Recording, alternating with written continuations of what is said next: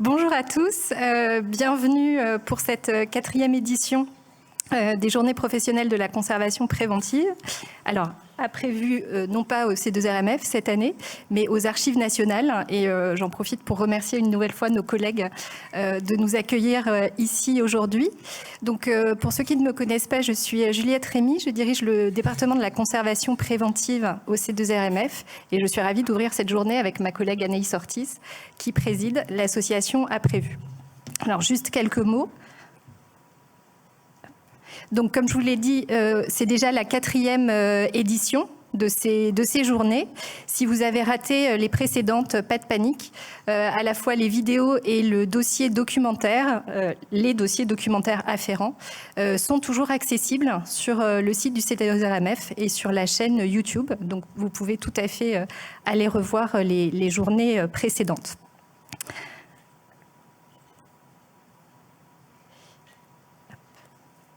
Quelques mots sur les inscrits. Vous êtes très nombreux à vous être inscrits pour suivre ces journées et on s'en réjouit.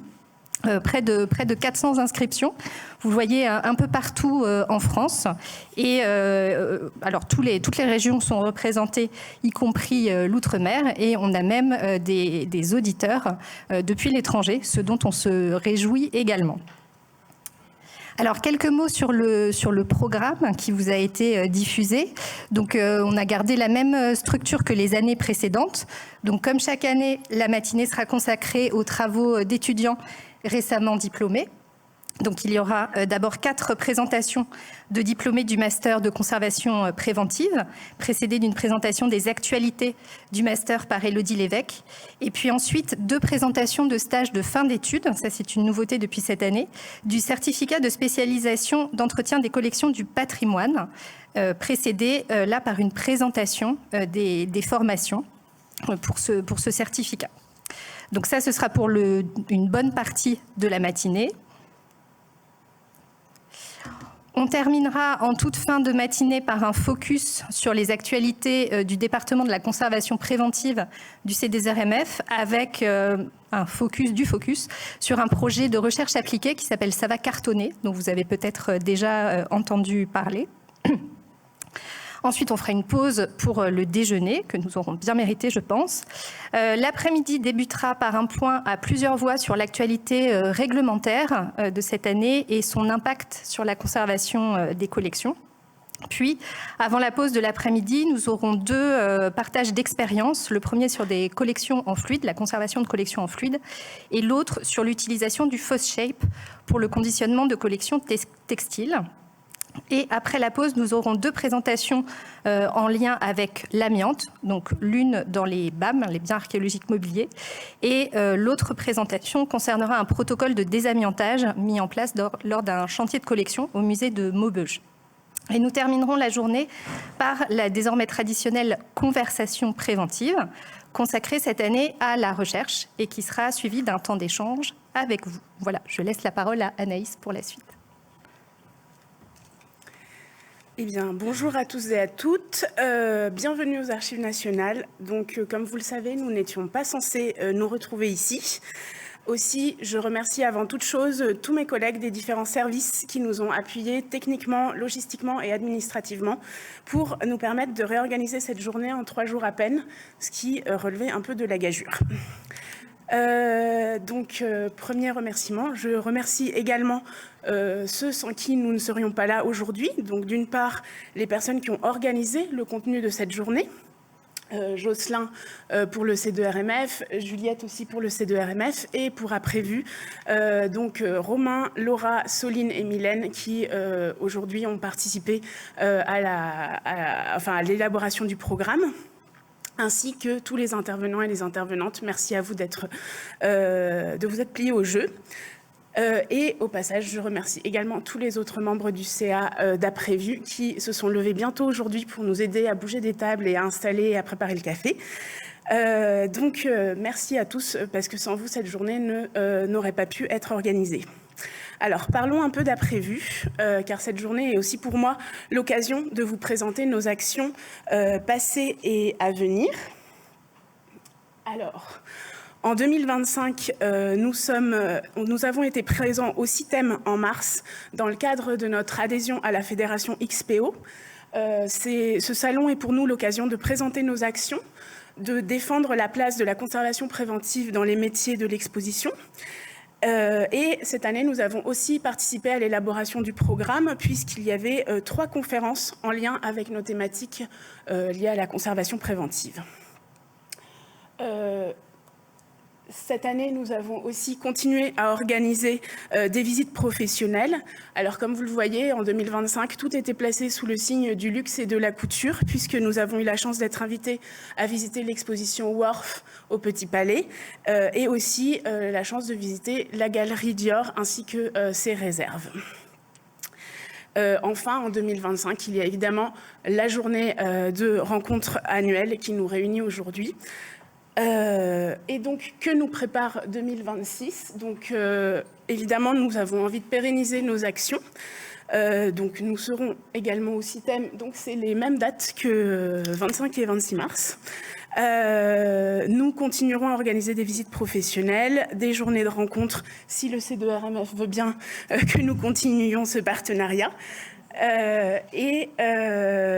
La nouveauté cette année, c'est donc une nouvelle proposition qu'on a intitulée « Les cycles du climat de la théorie à la pratique », avec l'idée de balayer l'une après l'autre plusieurs thématiques en lien avec le climat. Vous savez que c'est un sujet majeur pour notre discipline et en plus un sujet d'actualité.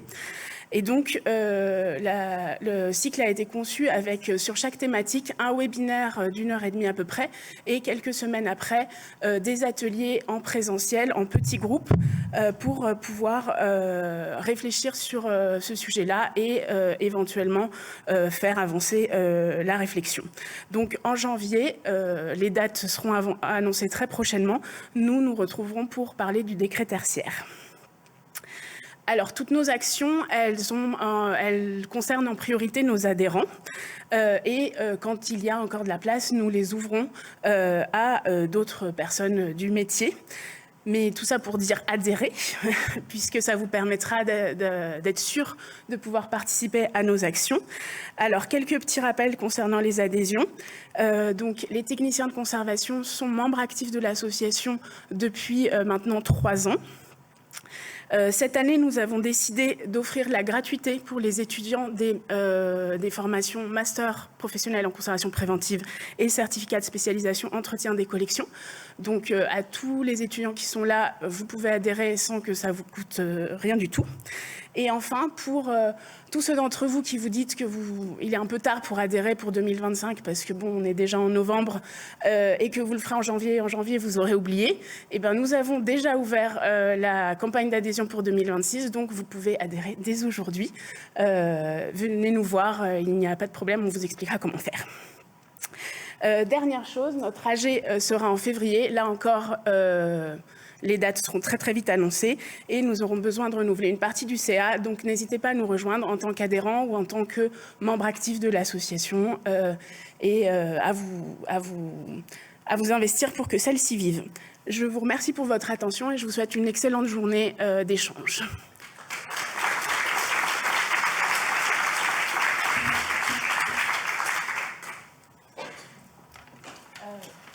Alors, du coup, j'introduis la personne suivante. Donc, c'est Élodie Lévesque qui va commencer par nous présenter les actualités du master.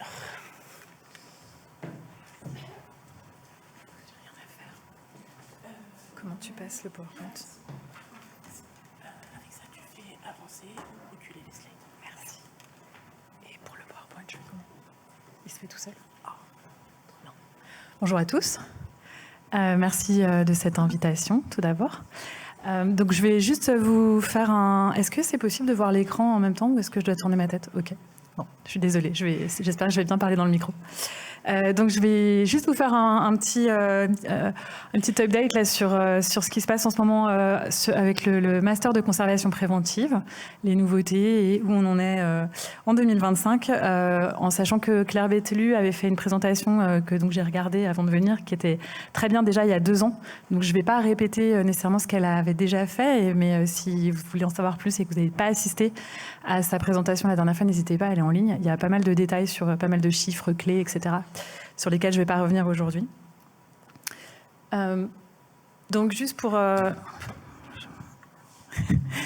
vous faire un petit rappel sur l'historique de la formation, donc, qui était à la base un DESS en conservation préventive qui a été créé en septembre 1994, donc ça fait déjà un petit moment maintenant, qui a été transformé en Master 2 conservation préventive avec la réforme européenne LMD, donc déjà en septembre 2005, avec la licence, donc une formation en 2 ans à partir du Master, donc sur le système 3, 5, 8 du LMD.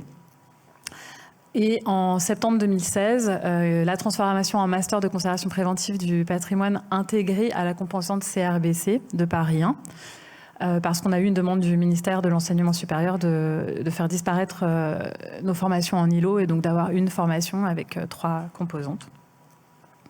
Donc sous ce système-là, en fait, donc on dépend de l'UFR 03, Histoire de l'art et archéologie, dans lequel il y a la CRBC, donc conservation et restauration des biens culturels, la composante patrimoine et musée, archéologie et histoire de l'art. Et donc nous, CRBC, on est sur restauration des biens culturels, HTAR, donc pour la recherche, et C2P, donc restauration étant très pratique, HTAR plus dans l'histoire des techniques et l'épistémologie, et la C2P, donc conservation préventive du patrimoine. Ces 3 composantes ont un tronc commun. Donc du coup, pour la conservation préventive, on a des cours qui sont communs à HTAR et à RBC, donc restauration des biens culturels. Et les étudiants vont suivre des cours, notamment en M1 de sensibilité des collections, méthode de recherche en CRBC, gestion des risques, droit du patrimoine. Ça, ils ont tous ces mêmes cours. Et là, la nouveauté de cette année, on a changé la maquette. Et donc, il y a un nouveau cours qui a été redesigné par Clotilde Proust, qui s'appelle « Approche méthodologique de l'inter et de la transdisciplinarité » en CRBC. Et en M2, on a matériaux de la conservation-restauration, méthode de recherche technologique, donc pareil, commun à tous les étudiants. Et 2 cours qui ont été un petit peu transformés également, valeur et matérialité et histoire de la restauration. Et ensuite, bien entendu, les troncs spécifiques, alors qui n'ont pas beaucoup changé depuis 2 ans. On a à peu près toujours les mêmes intitulés. Après, les contenus de cours dépendent un petit peu des intervenants, bien entendu, qui vont venir enseigner les cours. Donc, principes et méthodes d'évaluation, climat et plan de sauvegarde, évaluation des collections et de leur environnement. Et en M2, mouvement et mise en œuvre, restitution et rapport d'audit et planification et logistique. Alors, on a une formation qui est très sélective et c'est de plus en plus le cas, parce qu'on a de plus en plus de candidatures. Alors, on a une petite baisse cette année par rapport à l'année dernière. Donc, j'ai regardé un petit peu. Alors, j'ai pas tous les chiffres sur les 10 dernières années, mais je sais que ça a doublé déjà depuis 2021. Et là, en 2021-2022, pardon, pré-2021, entre 2018 et 2021, il y a eu, ça a vraiment doublé en termes de candidatures. 2021-2022, on en avait eu 159. 2024-2025, donc c'est l'année où j'ai commencé où j'étais vraiment impliquée dans la sélection. Donc j'ai vraiment ces chiffres-là, 222. On n'est pas beaucoup, hein, vous savez. Et on essaie de vraiment bien le faire, donc ça prend un temps fou. Et puis 2025-2026, 193 candidatures. Et donc je vous ai mis un petit peu une idée de la proportion de la sélection. Ça fait à peu près, là cette année on était à 7,7% d'étudiants sélectionnés, donc c'est très sélectif. En sachant qu'on n'en prend que 15 maximum. Par an. Donc voilà, je pense que le fait que ce soit si demandé, c'est parce que c'est très professionnalisant. À l'université, c'est quand même assez rare. Donc c'est une formation qui clairement est très concrète, qui va amener à un métier ou à la recherche. On a toujours cette possibilité grâce au LMD. Donc je pense que c'est une des raisons pour lesquelles c'est un master qui est très demandé et par des étudiants de profils assez variés. On a de plus en plus d'étudiants assez jeunes par rapport à avant. On a quand même quelques professionnels qui arrivent parfois en M2 directement, mais on a des étudiants qui viennent de prépa, des étudiants qui viennent de licence histoire de l'art, enfin il y a tout un tas des profils très variés, mais de plus en plus jeunes. Donc c'est une formation initiale et continue, donc majoritairement formation initiale. Et on a aussi on accepte quelques étudiants en formation continue, soit en reprise d'études, soit en VAE. On en prend 2 à 3 par an, avec un accès direct possible en M2 selon les profils. Donc, ce qui est pas mal, ça fait un mélange parfois entre du coup, professionnels et étudiants un peu plus jeunes. Donc, je pense que ça crée aussi une dynamique qui est plutôt intéressante. On ouvre progressivement aux étudiants étrangers. Donc, ça, c'est pour le programme global. C'est pas que pour la C2P. Européens et extra-européens. Et une mobilité entrante qui montre un peu l'attractivité de la formation. On a eu 10 étudiants entrants en 2019-2020, 7 en 2020-2021 et 4 en 2021-2022. Donc ça commence un petit peu à bouger d'un point de vue ouverture vers extra-national. Ce qui est très positif pour l'université. C'est très important pour nous. Voilà, donc alors ça c'est un autre élément de l'attractivité de la formation, c'est le taux d'insertion professionnelle qui est... Alors, vous allez me dire, pour une formation professionnelle, heureusement qu'il y a un bon taux d'insertion, oui d'accord, mais pour l'université finalement c'est extra. On est ceux qui ont c'est une des formations avec le plus haut taux, les deux formations en fait, RBC et C2P ont un taux d'insertion professionnelle vraiment très élevé par rapport, pour une formation universitaire. Alors, les derniers chiffres sont globaux, sont pour la formation globale, donc et ça inclut HTAR, qui a bien entendu, comme c'est en recherche, un taux d'insertion professionnelle un peu inférieur. Donc avec RBC, HTAR et C2P, on a un taux d'insertion professionnelle à 85%, ce qui est déjà largement au-dessus des taux de l'université globalement. En sachant qu'il y a 74% des personnes qui avaient répondu à l'enquête sur le taux d'insertion professionnelle et sur leur satisfaction. Et donc les chiffres de l'Observatoire des résultats de l'insertion professionnelle et de la vie étudiante sont un petit peu plus anciens. Ils sont basés sur la promotion 2013, avec un fort taux de satisfaction de la part des étudiants, donc anciens étudiants du coup, diplômés, et un taux remarquable d'employabilité à 93% pour le C2P et 96% pour le parcours RBC, ce qui est exceptionnel. Alors ça, j'ai un peu un doute, j'ai pris les chiffres, je les colle comme ça, mais je ne sais pas comment les gens ont répondu à l'enquête. Et je me demande, en fonction surtout pour les RBC, on se considère soit plutôt dans le monde de l'art, soit plutôt dans le monde des secteurs scientifiques et techniques. Ça dépend un petit peu de ce que nous indique la FFCA aussi. Donc on a eu une réponse à 32% d'activités scientifiques et techniques. Voilà. Et ça, la phrase à la fin, là, c'est le rapport qui a été fait récemment sur les formations. Voilà, donc un enseignant-chercheur MCF seulement qui s'occupe de la formation et qui fait plein d'autres choses en même temps. Donc Claire est élue jusqu'à il y a 2 ans et moi je reprends doucement, très doucement, mais je vais m'habituer. C'est très complexe, c'est une formation qui est très très complexe par rapport à la RBC en fait, je vais vous dire pourquoi. Et puis 28 chargés de cours, donc ça c'est une des raisons pour lesquelles c'est si complexe, c'est qu'on a des chargés de cours professionnels qui viennent de professions libérales, qui sont en poste dans des institutions patrimoniales et en poste au service du ministère de la Culture. Donc très variés, mais beaucoup de professionnels, ce qui rend ces formations extrêmement concrètes, justement. Voilà. Alors la bonne nouvelle, c'est que on va pouvoir embaucher très bientôt, donc je pense d'ici 2 ans normalement, un maître de conférence. Alors jusqu'à présent, on a eu un maître de conférence spécialité culture qui avait pris le relais sur la formation, sur la direction de la formation. Ensuite Claire Bételu qui était plutôt peinture et moi maintenant. Et là, la formation mérite vraiment qu'il y ait quelqu'un qui soit complètement dédié à la complexité et à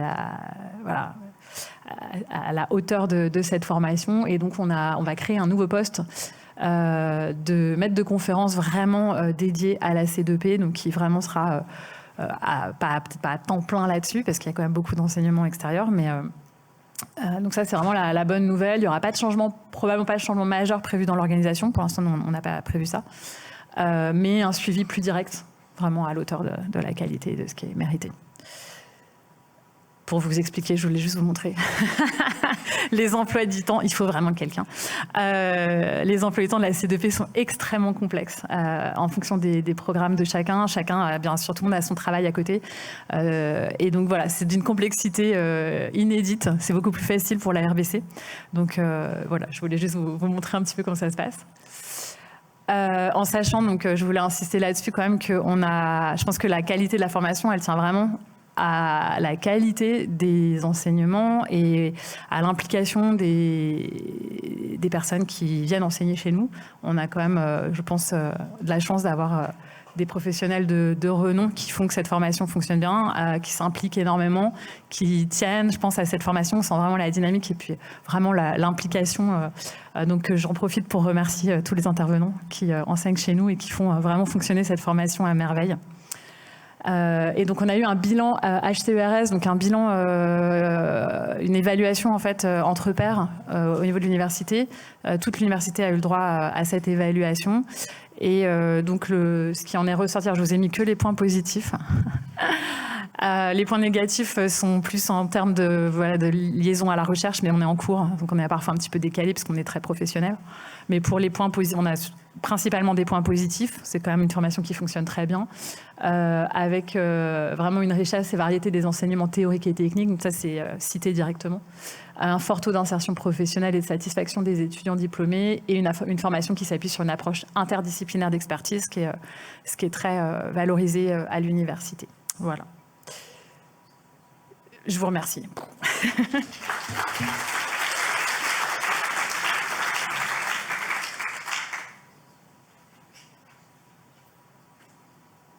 Merci Lodi. Donc on va commencer la série de présentations des 4 étudiantes du master donc, qui sont diplômées cette année du master de conservation préventive. Donc on va commencer par Claire Bonnemazou-Carrère qui va nous présenter des études de cas pratiques pour la protection passive pour des collections immeubles par destination en temps de travaux.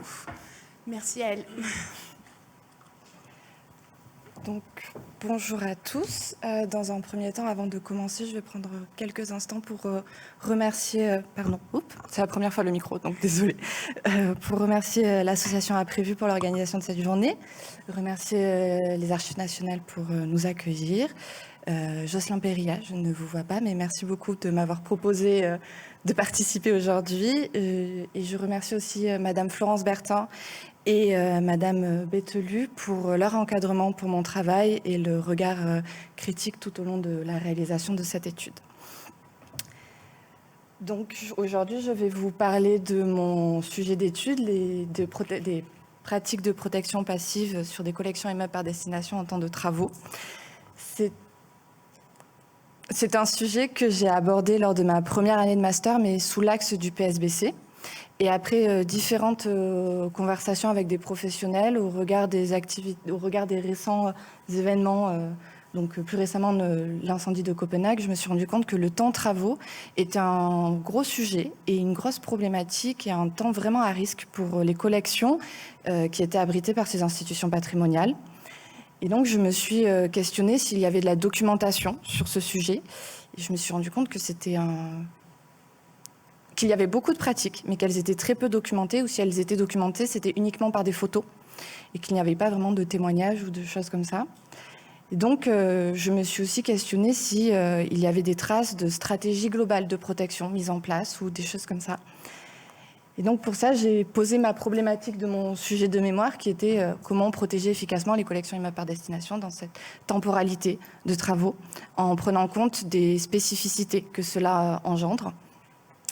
Donc l'objectif de mon étude, ça a été dans un premier temps de définir ce qu'était le risque travaux, qu'est-ce qui le caractérisait. Ensuite, de pouvoir comprendre la vulnérabilité des collections immeubles par destination et leur sensibilité, d'analyser des pratiques au regard d'un cas d'étude et d'essayer de pouvoir tirer des observations pour définir un outil d'aide à la décision de mise en place de protection adaptée aux sensibilités des collections.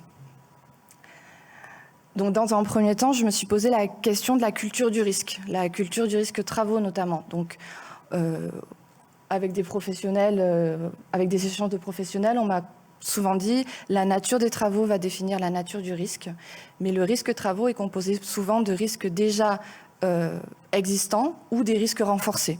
Donc la plupart, on les connaît généralement comme les chocs thermiques, les inondations, les incendies, les vibrations, la poussière, la coactivité, ainsi de suite.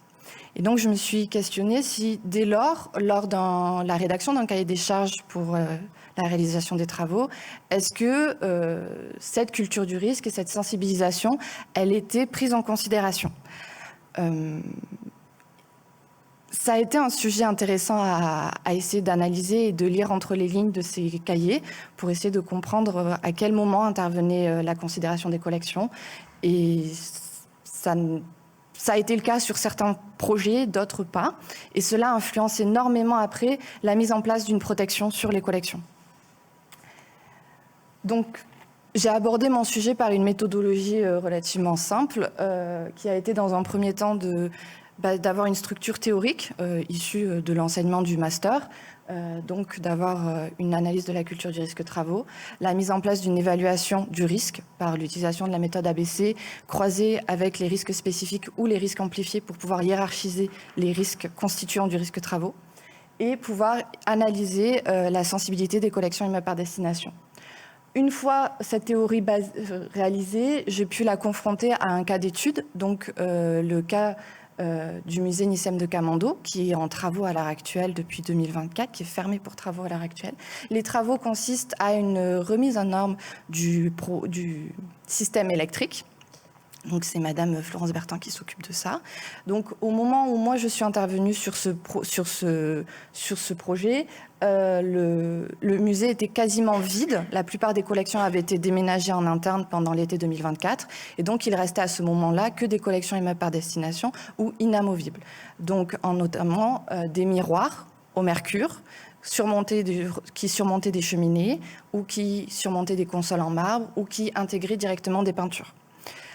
Donc on a une double sensibilité souvent liée à la présence de mercure, à la présence de mobilier en marbre ou de peinture à l'huile. Une fois cela fait, j'ai dans un dernier temps essayé de tirer les enseignements ou les questions pour pouvoir établir un outil d'aide à la décision basé sur une auto-évaluation, une synthèse automatique et qui dégénère potentiellement un arbre décisionnel pour aider à la mise en place d'une stratégie globale ou d'une protection à l'instant T. Ce que m'a appris l'étude de cas du musée de Nicème de Kamando, j'ai pu mettre en action mon évaluation du risque travaux pour avoir 3 risques majeurs. Uniquement 3 parce que globalement, idéalement, on aimerait pouvoir limiter et réduire tous les risques qui constituent le risque travaux, mais la réalité financière, budgétaire, administrative fait qu'on doit se concentrer sur le plus essentiel pour être le plus efficace possible dans un temps précis. Donc, notre évaluation et la hiérarchie des risques nous a donné ces 3 risques majeurs, la casse, le choc et la vibration.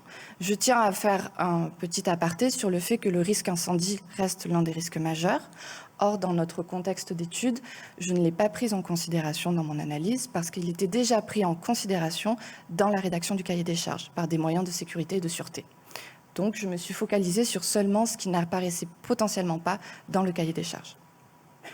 Une fois que l'analyse de ces 3 risques majeurs a été faite, je me suis concentrée sur comment pouvoir adapter des protections. Et pour ce faire, j'ai réalisé des critères de performance. L'objectif était un risque de protection, un critère de performance pour choisir un matériau adapté. Donc, si je veux réduire la casse, je vais opter pour une structure solide en plaque OBSB. Si je veux une barrière de protection, ici, pour limiter le choc, il a été utilisé des textiles doublement tissés armés sur les parties en miroir et les parties les plus sensibles. Et si je souhaite réduire la vibration, limiter la vibration, je vais donc utiliser un matériau absorption de vibration, des mousses en l'occurrence.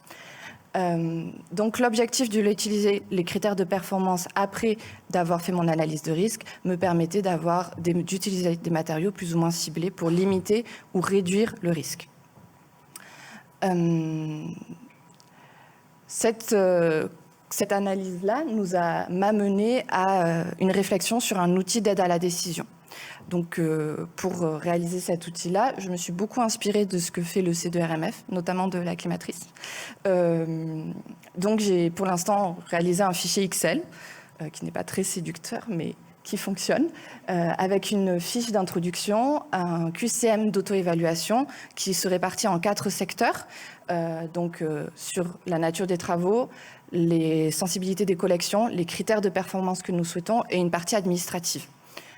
Une fois que cela est fait, ça génère une synthèse de risque, une synthèse automatique qui va donner un score et qui va mettre en évidence les points où il va falloir améliorer ou non en fonction de nos besoins et de nos capacités. Et cela mène à un arbre décisionnel qui interprète les niveaux de risque et qui va suggérer des mises en place de stratégies. Lors de la réalisation de cet outil, je me suis rendu compte qu'il pouvait à la fois intervenir dès lors de la rédaction d'un cahier des charges pour l'aide à la rédaction de la partie sur les mises en place d'une stratégie de protection ou alors à l'instant T. Mais lors de la réalisation de cette étude, je me suis rendu compte que j'ai eu le droit à quelques petits cailloux dans ma chaussure, en l'occurrence l'accès aux données. La réalisation qu'un temps de travaux, ça veut dire la cohabitation de plusieurs intervenants qui n'ont pas tous le même regard que nous sur la réalité de ce que va imposer les travaux aux collections et sur la conscience du lieu où ces derniers vont se dérouler. Et donc, il peut y avoir une perte d'informations ou des moments de mauvaise compréhension. Les limites pour l'instant de mon étude, c'est que l'outil n'a été testé que sur un seul cas, qu'elle ne rentre pas la donnée budgétaire. Donc les perspectives de recherche pour améliorer mon travail et mon outil, ça serait de pouvoir le valider scientifiquement en l'utilisant sur plusieurs cas d'études, de pouvoir potentiellement avoir une collaboration avec plusieurs professionnels pour le rendre plus efficient et prendre en considération tout point de vue différent, parce que pour l'instant il n'est basé que sur celui de la conservation préventive. Et de pouvoir créer une base de données, notamment, qui va pouvoir alimenter tout seul l'outil pour améliorer la prise de décision. En conclusion, ce travail m'a permis de comprendre que la protection des collections immeubles par destination dépendait à la fois de la mise en place d'une stratégie globale, qui débutait dès lors de la rédaction du cahier des charges et qui allait jusqu'à la fin, le retour à zéro, donc la réouverture du musée. Et donc, pendant ce temps-là, il y avait la mise sous protection, il y avait l'anticipation de la mise sous protection et il y avait aussi le retour à la normale, donc le moment où on va enlever les protections. Donc ici, au musée Denis Thème de Cammando, quand on enlèvera les protections, la dernière phase de la stratégie de protection globale, ça sera de pouvoir évaluer, comprendre l'impact des travaux sur les collections, à savoir de réaliser des analyses d'air, ainsi de suite. Voilà. J'espère que j'ai été très claire. Je vous remercie pour votre attention et je reste disponible pour tout autre questionnement. Voilà, passez une bonne fin de journée.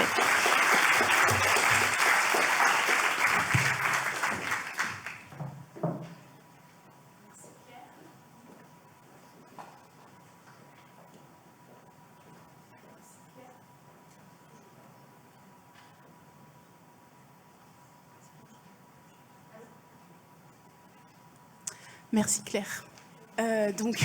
Nous allons maintenant écouter Charlotte Garin, qui est également diplômée cette année du Master de conservation préventive et conservatrice restauratrice spécialisée art graphique, sur le décret tertiaire. Alors, bonjour à tous et merci à Prévu, au C2RMF et donc aux Archives nationales de me permettre de vous présenter mon travail de mémoire aujourd'hui qui, comme vous le voyez, va parler de traitement d'air et d'économie d'énergie. Donc, comme vous le savez, le secteur culturel a entamé une véritable transition écologique, rythmée notamment par certaines réglementations, comme le décret tertiaire qui oblige les bâtiments tertiaires à réduire leur consommation énergétique. Les établissements culturels étant des bâtiments tertiaires, je me suis demandé comment, à terme, il serait possible de concilier sobriété énergétique et maintien d'un climat propice à la conservation de nos collections, quand bien même les systèmes de traitement d'air sont souvent considérés comme énergivores. Donc pour faire rapidement sur le décret tertiaire, si votre établissement fait plus de 1000 m², alors il devra réduire ses consommations énergétiques d'ici 2030, 40 et 50. Et pour savoir de combien réduire ses consommations, le décret prévoit 2 méthodes de calcul d'un objectif. Vous avez l'objectif en valeur relative qui est assez facile à comprendre puisque vous prenez votre année la plus consommatrice depuis 2010 qui deviendra votre année de référence et donc votre consommation de référence. Et c'est cette consommation que vous devrez réduire de 40, 50 et 60% d'ici 2050. Donc ça va plutôt s'appliquer pour les bâtiments anciens, pour lesquels des travaux d'optimisation énergétique permettront assez facilement d'atteindre cet objectif. Pour les bâtiments récents, qui sont déjà en théorie plus vertueux, on va s'intéresser à l'objectif en valeur absolue, qui lui tient compte des activités exercées par votre établissement et donc des besoins énergétiques réels de votre bâtiment. Donc, pour simplifier les choses, le décret, en gros, prévoit 3 grands types d'activités pour les établissements culturels, à savoir les zones de conservation, les espaces accueillants du public et les espaces de travail. À chacune de ces activités, le décret associe des consommations cibles. Il vous suffit ensuite de multiplier ces consommations cibles par les surfaces, où il y a un petit problème, par les surfaces allouées à chacune de ces activités dans votre établissement, et vous obtenez votre objectif en valeur absolue. Donc pas de panique, puisque tous ces calculs sont réalisés de manière automatique sur la plateforme Opérate. Chaque année, votre établissement devra déclarer sur Opérate ses consommations ainsi que les fameuses activités et surfaces. Et la plateforme calculera automatiquement vos objectifs qu'elle présentera sur une attestation annuelle accompagnée d'un graphique de suivi des consommations année après année et d'une notation qui vous permettront de vous situer sur l'avancée vers l'objectif. Enfin, si en 2030, votre établissement n'a pas atteint l'un ou l'autre des 2 objectifs, il pourra recevoir une amende et faire partie d'un dispositif de name and shame. Donc avec cette nouvelle obligation, je me suis demandé d'où partait le secteur culturel face à ces enjeux de sobriété énergétique et quelle carte il avait en main pour y répondre. J'ai alors mené une enquête en ligne sur les pratiques et perceptions des professionnels sur leur système de traitement d'air et les consommations énergétiques. Et je vais ici vous présenter 2 conclusions que j'ai trouvées particulièrement intéressantes. Donc la première, sur l'accès aux données de consommation énergétique, puisqu'ici, seuls 23% des personnes qui ont participé à mon enquête m'indiquaient avoir un accès facile et direct à ces consommations, à ces données. Ce qui sous-entend en fait que 3/4 des personnes qui ont participé à l'enquête n'ont aucune idée de ce que consomme leur bâtiment. Premier point. Et deuxième point, j'ai demandé aux professionnels, de manière complètement subjective, comment ils jugeaient le fonctionnement de leur système de traitement d'air. Et ici, 57% m'indiquaient qu'ils le jugeaient insatisfaisant. Donc, partant de ces constats, le décret tertiaire pourrait être vu finalement comme une opportunité, celle de réunir toutes les parties prenantes autour d'un même objectif, mieux comprendre ce que l'on consomme et comment on peut consommer moins. Et dans ces recherches d'économie d'énergie, tôt ou tard, on s'intéressera au système de traitement d'air pour savoir comment il fonctionne, voire comment il dysfonctionne. Et pour nous, en conservation préventive, je pense que ça peut être une étape assez stratégique de se saisir de cette dynamique collective autour de nos équipements pour chercher donc à savoir comment ils fonctionnent, mais aussi pour comprendre comment on peut mieux les piloter et donc, in fine, mieux gérer notre climat. Car très souvent, les dérives climatiques et les surconsommations énergétiques vont de pair et sont en fait le signe d'un essoufflement de nos équipements, d'une souffrance. Donc, pour associer les enjeux de conservation et de sobriété, je vais maintenant vous présenter rapidement les différents points que j'ai développés davantage dans mon mémoire. Donc, premièrement, au risque d'enfoncer une porte ouverte, avoir un bâtiment bien conçu et bien isolé permet inévitablement de réduire les besoins énergétiques. Et pour avoir des bâtiments bien conçus et adaptés à la conservation, il est très important d'intégrer pleinement les professionnels de la conservation préventive à chaque étape des projets de travaux. Et nous, en tant que préventeurs, il est aussi important qu'on développe un regard de plus en plus technique sur le choix et les équipements proposés par les bureaux d'études pour vraiment comprendre les conséquences qu'auront tels ou tels équipements, tant sur la gestion à venir du climat que sur les questions énergétiques. Et enfin, bien optimiser nos espaces de conservation va permettre de mieux faciliter la régulation du climat et donc de réduire les besoins énergétiques encore une fois. Donc maintenant qu'on s'est intéressé aux bâtiments, il faut se tourner vers les équipements techniques eux-mêmes, car ils viennent en fait compenser ce que l'enveloppe n'aurait pas su maîtriser. Donc, à chaque étape de la chaîne de traitement d'air, il existe des équipements très vertueux aujourd'hui qui, par exemple, viennent récupérer et valoriser le chaud ou le froid déjà présent pour le réutiliser et ne pas avoir à le produire en plus. Mais même si on a ces équipements très vertueux, si de base ils ont été mal dimensionnés ou si certains éléments ont été mal positionnés, alors ça peut devenir catastrophique tant dans la gestion du climat que dans les consommations énergétiques. Et là, il faut faire appel à des bureaux d'études qui vont venir identifier ces fragilités. Et enfin, même si on a des équipements parfaitement conçus et parfaitement vertueux, on peut encore avoir des problèmes si ces derniers ne fonctionnent pas de manière harmonieuse les uns avec les autres. Et donc, il faut se tourner ici vers les GTB, GTC, qui jouent un rôle déterminant tant pour la gestion du climat que dans la sobriété énergétique. Et pourtant, c'est un poste qui est encore assez sous-estimé. En revanche, ici, ça dépasse complètement nos compétences de préventeur et il faut vraiment des métiers très spécifiques pour entrer dans ces systèmes de GTB, GTC. Je profite de cet instant pour rappeler l'importance en conservation préventive d'assurer un suivi des données climatiques indépendamment à nos systèmes techniques voilà. Mais c'est un poste qui est assez difficile à mettre en place par l'obsolescence des capteurs ou par les difficultés de collecte et d'analyse des données. Et je renvoie ici aux récentes journées sur le climat réalisées par le CERMF qui ont été très riches d'enseignements. Et enfin, maintenant qu'on s'est intéressé à la technique, il faut venir questionner nos propres pratiques.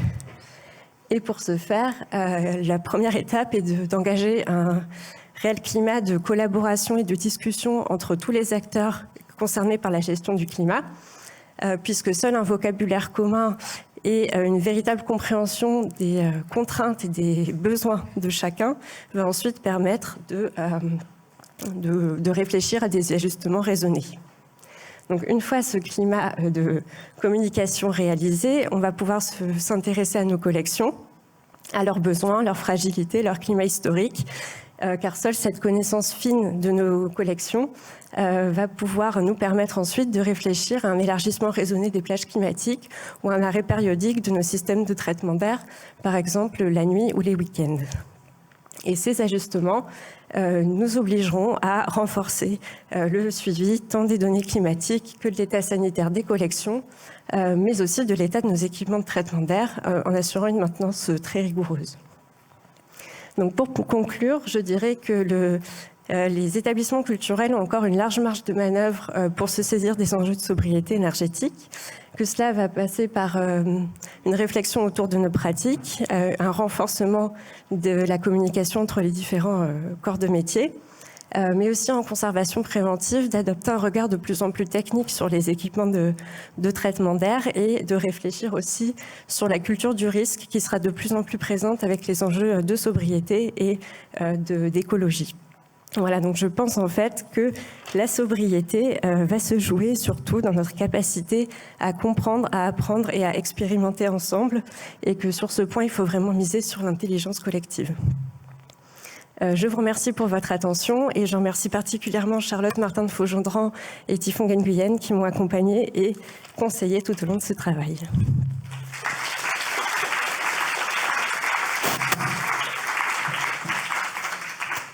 Merci beaucoup Charlotte. Donc maintenant nous accueillons Armelle Lelanne qui va nous parler d'adressage et de base de données dans le contexte muséal.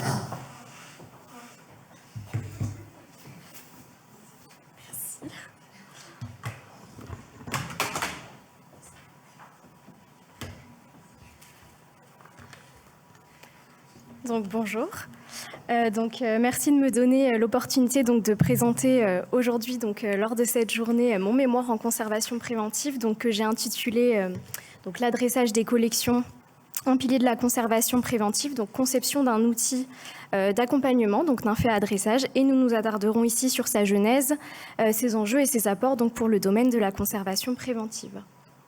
Donc, tout d'abord, j'ai eu l'occasion de découvrir la notion d'adressage lors d'un précédent stage au musée du Louvre, lors d'un déménagement de salle d'exposition permanente qu'il convenait de réadresser. Et cette année, donc, cette notion, elle est réapparue lors de mon stage de fin d'études au musée Jacques Marandré. Et je me suis dès lors plutôt intéressée sur les outils qui permettaient de le réaliser ou non. Et donc de là est née véritablement mon envie d'en faire mon sujet de mémoire. Donc, ayant défini le sujet, il convenait dès lors donc d'en préciser davantage les contours. Donc, je me suis tout d'abord donc demandé comment définir cette notion et quels étaient donc les critères d'adressage les plus majoritairement définis. Donc, pour le comprendre, j'ai créé un questionnaire à destination des professionnels des institutions culturelles, donc afin de déterminer donc comment l'adressage intervient donc dans leur gestion des collections en réserve. Et j'ai obtenu donc 29 réponses au questionnaire. Et les réponses ont été assez équilibrées, donc dans le sens où elles provenaient d'institutions qui abritaient peu de collections à des institutions en abritant plus de 500 000. Et donc les répondants au questionnaire, donc que je remercie encore et dont je sais que plusieurs nous écoutent aujourd'hui, ont été particulièrement généreux dans leurs réponses. Et j'ai eu l'opportunité donc d'en rencontrer plusieurs afin d'échanger sur ce sujet. Donc j'ai, à partir donc de ces échanges et à partir de la question notamment donc qu'est-ce que l'adressage des collections, j'ai compris qu'il existait finalement donc autant de définitions et de méthodologies d'adressage que d'interlocuteurs qui le pratiquent. Et donc si par exemple 21% des répondants considèrent que l'adressage est le système d'identification du mobilier de réserve, certains interlocuteurs, donc 25 ici dans notre cas, considèrent aussi qu'il s'agit de la sélection en amont d'un rangement, de l'emplacement des biens qui composent une collection. Ensuite, donc, quant au choix ou aux critères donc, de sélection des emplacements des objets, donc, ça peut s'appuyer sur différents critères, donc, notamment par typologie et par sensibilité des collections ou en fonction du climat en réserve, mais aussi en fonction de plein d'autres critères qui sont vraiment propres à chaque institution et qui dépendent notamment de son fonctionnement et de ses moyens autant humains que financiers. Et donc dans ce mémoire, donc en nous basant donc sur les définitions des musées et des réserves et sur les résultats des questionnaires et à travers les échanges, j'ai pris le parti de donner une définition assez large à la notion d'adressage et je l'ai présentée plutôt sous forme de processus réalisable en plusieurs étapes. Et donc, je l'ai défini comme l'ensemble des moyens mis en œuvre de façon anticipée afin d'attribuer un emplacement de manière optimisée à un bien culturel, puis en assurer et faciliter la traçabilité. Donc, cela étant posé, donc, la manière dont les objets sont disposés influence directement leur préservation et leur accessibilité. Donc, avant même de déterminer un emplacement précis aux objets, donc, plusieurs paramètres sont pris en compte dès le départ, et notamment donc, les conditions environnementales, la question des supports de stockage également, ainsi que la fréquence des futures manipulations des collections. Et donc ça a été un aspect assez fondamental dans ce travail. Mais un autre gros aspect de ce mémoire, ça a été de définir donc, et contextualiser donc, l'adressage. Et encore une fois, par les échanges, un moment qui est beaucoup revenu, c'est celui de l'adressage au moment des chantiers, après chantier de collection, et lors justement de travaux, ou lors de travaux plus globaux de restructuration des structures. Et donc, dans ces cas précis, la question de la visualisation de l'adressage, donc sa préparation, et l'automatisation également dans le cadre des chantiers de restructuration, fait qu'on a besoin de visualiser nos mobiliers, en fait, et notamment dans le cas précis des externalisations de réserve.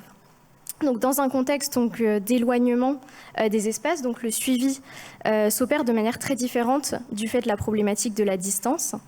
Donc, ce qui fait que, en fait, on a des difficultés à connaître en temps réel en fait, l'occupation des espaces. Donc, par les discussions et par ma propre expérience, il s'est avéré que tout ce qui était outils numériques, justement, pouvait être une bonne réponse à toutes ces problématiques de visualisation. Or, à l'heure actuelle, malgré justement l'accroissement des projets d'externalisation de réserve, les développeurs de bases de données ne proposent pas réellement encore d'outils qui permettent de le réaliser.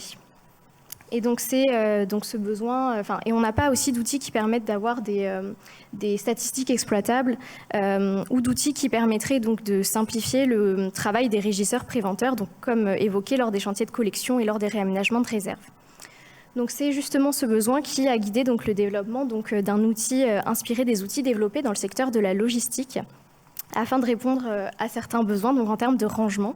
Donc c'est ce que j'ai souhaité proposer à travers le développement de ma base de données, donc Nymphéa-Dressage, qui est vraiment un prototype qui a été développé donc, pour ce mémoire sous Access. Donc on va évoquer son fonctionnement ensemble. Donc comme toute base de données de gestion,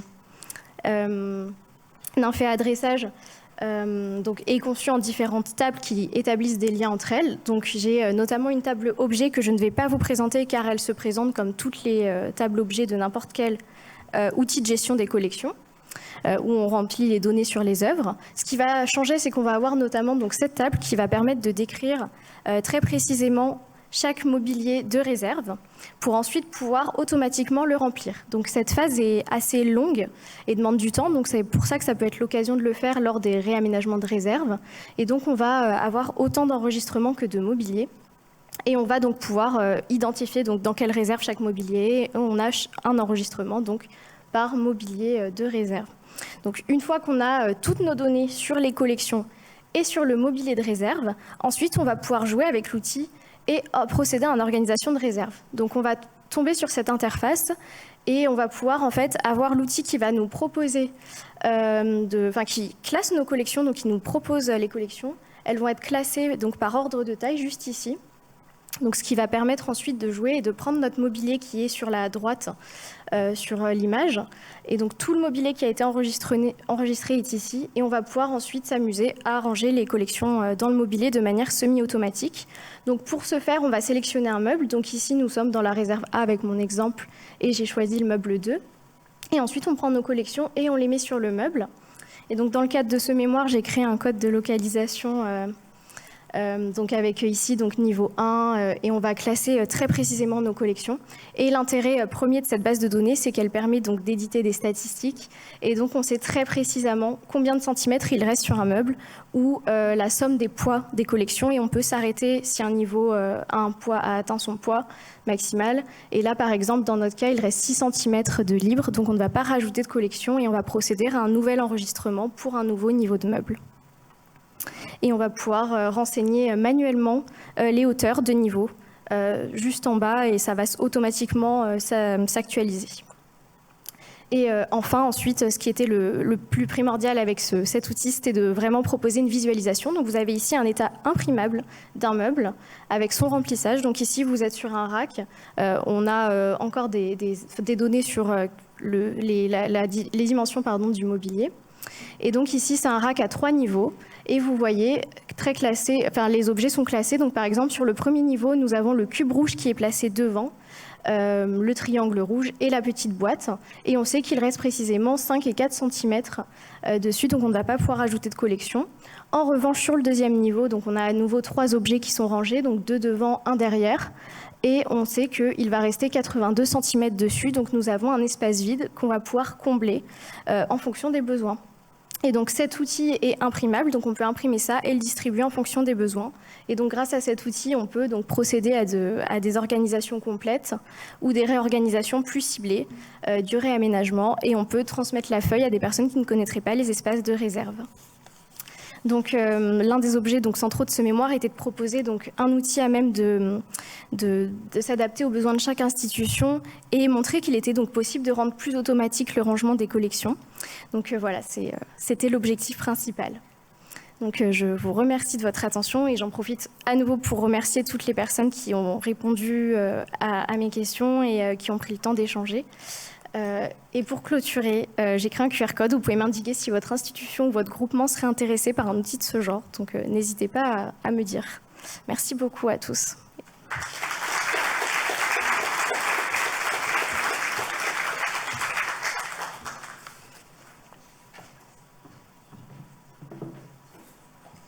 Merci beaucoup Armelle. Donc c'est maintenant au tour de Lise Lesnec de nous parler d'un sujet un peu explosif puisqu'elle va nous parler de la prévention des risques liés aux armes dans les musées.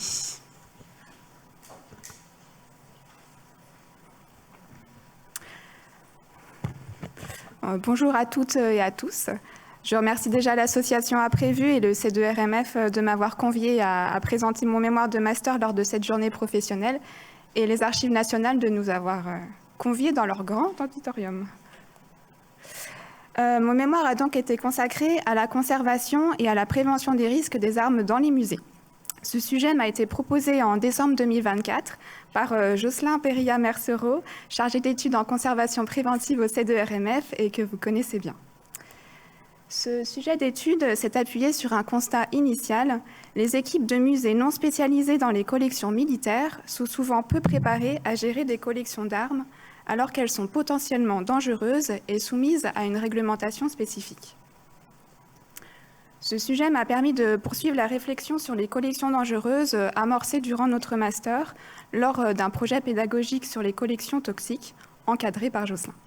J'ai aussi souhaité explorer la gestion des risques, essentiels en conservation préventive. Enfin, en tant qu'attachée de conservation en reprise d'études, je voulais traiter un sujet concret répondant aux besoins réels des musées. Je n'étais pourtant pas initialement familière avec les armes, n'ayant jamais travaillé sur ce type d'objet, ni ne ressentant de fascination particulière pour l'univers de l'armement. J'ai donc abordé ce sujet en total néophyte. Cette absence d'expertise initiale m'a permis d'adopter une posture proche de celle des professionnels de musées non spécialistes à qui ce mémoire est destiné. En me plaçant dans la situation d'un chargé de collection confronté à la gestion d'armes sans y être formé, j'ai pu construire une réflexion fondée sur des préoccupations pratiques du terrain, dans l'objectif de proposer un guide synthétique à l'usage des professionnels. L'étude s'est consacrée sur les armes dites offensives en raison de leur potentielle dangerosité, c'est-à-dire les armes blanches, les armes à feu légères et lourdes, les munitions de petit et de gros calibre, ainsi que les accessoires d'armement pouvant contenir de la poudre, comme les cartouchières et les boîtes à poudre. Plusieurs questions ont structuré la réflexion de ce mémoire. Quelles sont les raisons patrimoniales qui justifient la présence d'armes dans les collections de musées? Quels sont les risques qu'elles engendrent, les obligations légales qui en découlent et les bonnes pratiques à mettre en œuvre pour assurer à la fois la sécurité et leur conservation? En somme, comment concilier les obligations réglementaires et sécuritaires propres aux armes avec les exigences de la conservation patrimoniale dans les musées? Ce mémoire s'est appuyé sur l'analyse de textes juridiques et techniques, mais il s'est surtout construit grâce à de nombreux échanges avec des professionnels de musées et de l'armement. J'ai pu mener 37 entretiens avec des responsables de collection, des régisseurs, des conservateurs-restaurateurs, des archéologues, des experts en armement et des démineurs, en grande partie situés en France métropolitaine et pour quelques-uns en Belgique, en Suisse et au Canada. Ces entretiens m'ont permis de mieux cerner les bonnes pratiques, mais aussi de comprendre les difficultés que les professionnels rencontrent, les manques qu'ils identifient et les solutions qu'ils mettent en place. Je ne peux pas tous les citer ici, mais je remercie l'ensemble des professionnels que j'ai rencontrés pour leur très grande disponibilité, leur générosité dans le partage de leurs connaissances et la richesse de nos échanges qui ont largement nourri et orienté ma réflexion. Mon mémoire se déploie en 3 parties. La première interroge l'arme en tant qu'objet patrimonial. Elle en explore les typologies, les valeurs culturelles et les risques qu'elle représente dans le contexte muséal. La deuxième partie est consacrée aux dispositifs de prévention. Elle examine la réglementation en vigueur, les procédures de neutralisation et la gestion des engins explosifs. La troisième partie aborde les aspects pratiques de la gestion et de la conservation des collections d'armes, depuis l'acquisition jusqu'à la conservation-restauration, en passant par la régie et la formation du personnel. Sans vous détailler l'ensemble de ces aspects ici, quelques points saillants peuvent être dégagés. Tout d'abord, les armes ne sont pas des objets patrimoniaux comme les autres. Conservées dans les musées pour leur valeur historique, mémorielle, artistique, esthétique ou technique, elles sont également, par leur usage, des objets intrinsèquement liés à la violence et à la mort. Leur fonction première, qui est de tuer ou blesser, ne peut pas être ignorée, même si les armes conservées dans les musées ne sont plus destinées à être utilisées. Cette symbolique soulève nécessairement des questions éthiques. Par ailleurs, les armes constituent une catégorie de collection présentant des risques potentiels pour la santé et la sécurité. Une arme blanche tranchante ou pointue, une arme à feu chargée peuvent provoquer accidentellement des blessures graves, voire mortelles, en cas de manipulation inappropriée. Certaines armes peuvent également renfermer des substances dangereuses ou cancérigènes, telles que le thorium, l'amiante ou des poisons. La poudre contenue dans les munitions est inflammable et les substances explosives présentes dans les obus, bombes ou grenades peuvent entraîner des incendies ou des explosions. Enfin, le risque de vol ne peut être exclu. Une arme dérobée pourrait être utilisée pour commettre un crime, intimider ou menacer. Pour des raisons de sûreté nationale, la présence d'armes et de munitions dans les collections patrimoniales place les musées dans un cadre législatif complexe et évolutif. Personnellement, je n'en connaissais pas les détails au départ et j'ai vite constaté qu'elle peut paraître dissuasive quand on ne maîtrise pas le vocabulaire de l'armement. Le Code de la sécurité intérieure classe les armes en 4 catégories, A, B, C et D, en fonction de leur dangerosité, les armes considérées comme les plus meurtrières étant interdites à l'acquisition et à la détention. À première vue, cela semble simple. Mais lorsqu'on se penche sur la description des types d'armes correspondant à chaque catégorie, les choses se compliquent car elles reposent sur une description technique des armes qui n'est pas compréhensible par tous. Par exemple, selon l'article L311-2 du Code de la sécurité intérieure, parmi les armes de catégorie A se trouvent les armes à feu d'épaule à répétition semi-automatique à percussion annulaire permettant le tir de plus de 31 munitions sans qu'intervienne un réapprovisionnement, dès lors qu'un chargeur d'une capacité supérieure à 30 cartouches fait partie intégrante de l'arme à feu ou, s'il est amovible, y a été inséré. Alors, il y a peut-être des personnes dans la salle qui savent à quelle arme cette description fait référence. Pour ma part, non. Heureusement pour les musées... ça marche pas. Voilà. Heureusement pour les musées, la procédure est cependant simplifiée, car ils bénéficient d'une dérogation les autorisant à acquérir et détenir des matériels de guerre, armes et munitions de toute catégorie, à condition de respecter un certain nombre d'obligations. Demander une autorisation préfectorale, tenir un registre de police et mettre en place des mesures de sécurité pour l'exposition et le stockage des armes. Parmi ces mesures, la neutralisation est un point particulièrement sensible. Elle consiste à rendre une arme à feu inapte au tir et une munition inopérante, mais au prix d'une altération physique de l'objet, ce qui va à l'encontre des principes de la conservation. Il existe cependant une solution intermédiaire, plus réversible, retirer une pièce de sécurité d'une arme à feu, souvent le ressort de percussion situé à l'intérieur de l'objet, qui sera ensuite placé à part dans un coffre-fort. Mais cela suppose de savoir identifier, démonter et manipuler l'arme en toute sécurité. De même, afin de prévenir les risques de blessures accidentelles, une arme à feu doit être vide de toute munition. Encore faut-il connaître les bons gestes, sans danger pour le personnel ni pour l'objet, permettant de vérifier si la bouche du canon d'une arme ancienne est exempte de poudre ou si aucune balle n'est encore logée dans le chargeur d'un pistolet. Une fois le danger écarté, une arme blanche à feu ou une munition nécessite les mêmes précautions de conservation que n'importe quel autre objet patrimonial, sans spécificité particulière autre que celle portée aux objets constitués de matériaux composites, le bois, le métal et le plastique en majorité.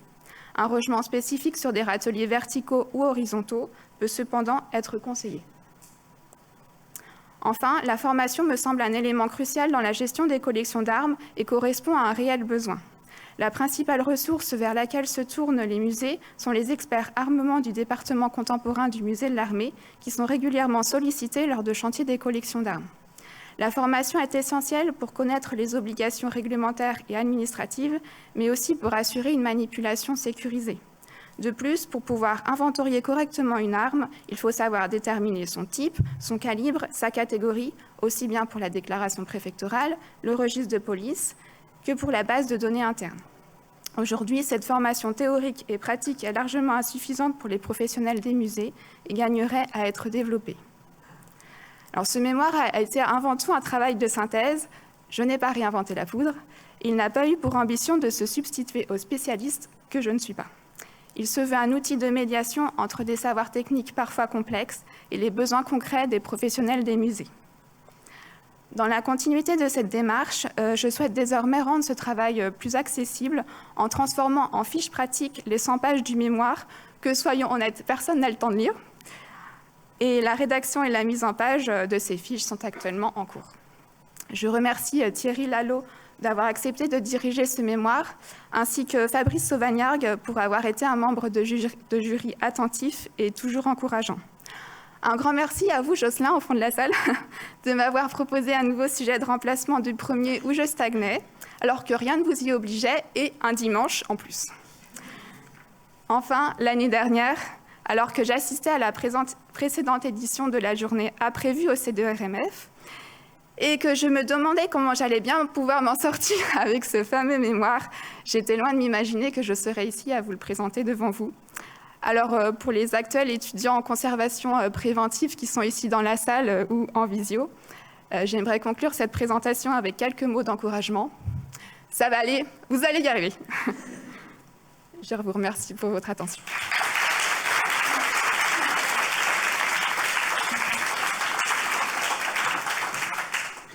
Merci Lise, merci pour ces mots d'encouragement. On est tous passés par là.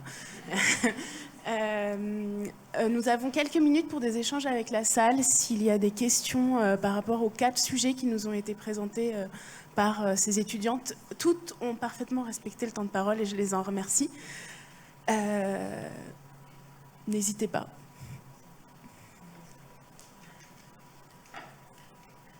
Merci. Mais j'ai une question pour Claire, je ne sais pas où elle est passée. Sur la question des... Il y avait une diapo où tu expliquais qu'il y avait une certaine insatisfaction de certains répondants sur leur système de traitement de l'air. Ah, c'était vous? Pardon. Oui, pardon, Charlotte. Pardon, je suis désolée. Et je me demandais si il y avait des informations sur la raison de cette insatisfaction. Vous n'avez pas eu du tout d'informations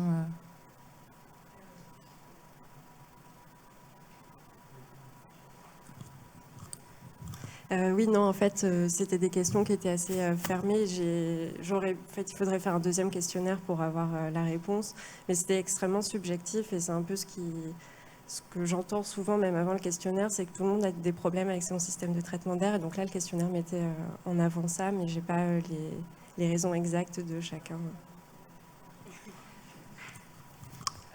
Non, parce que du coup, j'ai travaillé à Trinity College avant et je m'occupais de la conservation préventive et on avait un super système de traitement de l'air qui tombait en panne tous les 2 jours. Et du coup, je me demandais si c'était... Et en fait, c'était pire. Et un jour, on l'a éteint et on s'est retrouvé avec un climat stable. Ouais, c'est ça. Alors après, je ne dis pas que c'était une bonne idée parce que du coup, il n'y a plus de... renouvellement d'air. Ouais. Donc, on n'avait plus le droit de descendre dans les réserves. Mais... on s'est retrouvé avec vraiment quelque chose de très très stable et dès que ça lâchait, en fait, on avait carrément de l'eau qui coulait sur les collections. Mais du coup, je me demandais si parce que les gens veulent jamais en parler de ça. Donc, et oui, c'est un sujet tabou. Ouais. Et je pense qu'il y a beaucoup d'établissements qui ont arrêté leur système de traitement d'air pour cause de problèmes et qui ont un peu les mêmes conclusions que vous. Et je pense qu'en ce moment, il faut vraiment réfléchir à repenser nos pratiques en fait, et nos politiques de gestion du climat au regard de ces expériences-là et de la sobriété énergétique aussi. Donc il y a beaucoup d'études, je pense, qui peuvent être menées à ce sujet. Oui, merci. Est-ce qu'il y a d'autres questions?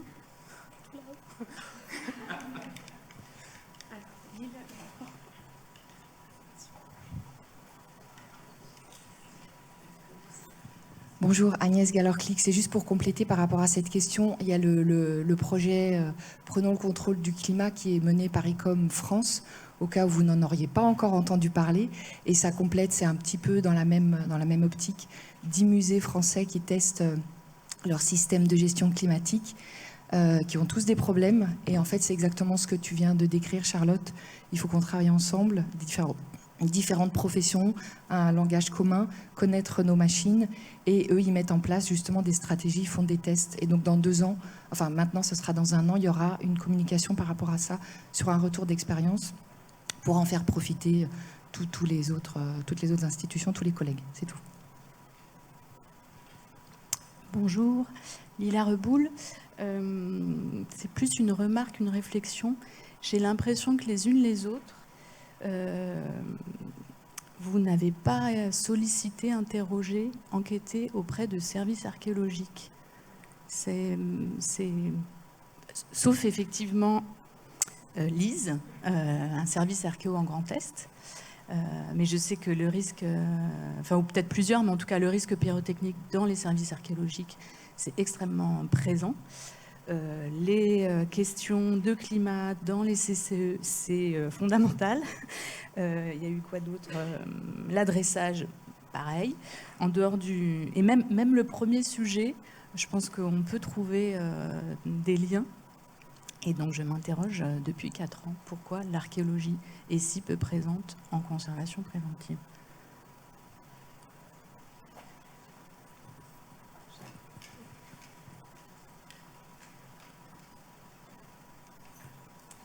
Alors, je ne vais pas pouvoir répondre de manière globale à la dernière question. Oui, pour le coup, les services archéologiques, je les avais inclus. Je les ai interrogés à Reims et en Alsace. Et en fait, ils ont un comportement exemplaire par rapport justement à tous les engins explosifs. Ils ont déjà mis en place beaucoup de choses. Alors, je n'ai pas pu en parler là parce qu'on n'avait que 10 minutes. Mais pour la gestion des engins explosifs, toute une procédure est mise en place depuis un certain temps. Ils sont beaucoup plus en avance que les musées pour ça, donc ils peuvent être valeur d'exemple pour les musées. Et donc, comme le but, c'était aussi de faire un peu un guide à destination des professionnels non spécialisés, ou eux, ils étaient déjà spécialisés. Donc, voilà, je les ai intégrés comme ça. Pour le reste, on a... De manière générale, on a des cours sur la conservation préventive en archéologie avec Sylvia Payne. Et après, oui, je ne sais pas pourquoi on ne choisit jamais des sujets plus en lien avec l'archéologie.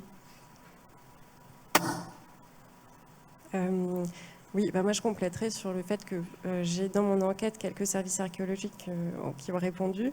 Et en fait, moi, par établissement culturel, j'entendais archives, musées, services archéologiques, bibliothèques, médiathèques. Donc, bon, mais c'est vrai que je ne sais pas pourquoi, c'est un sujet peut-être qui fait peur ou qui est moins connu, l'archéologie, et qui mériterait d'être mis en valeur.